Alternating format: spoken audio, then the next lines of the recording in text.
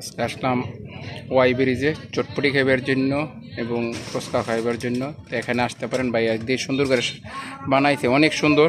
খাইবা দেখি, খাইয়া একটু মধু দরটা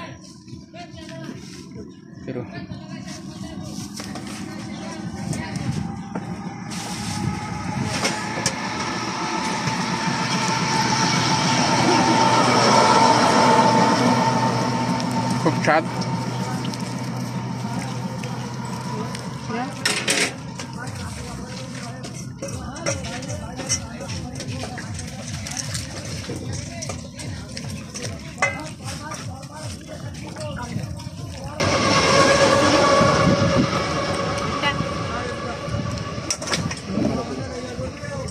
তিতির পানি দিতে নি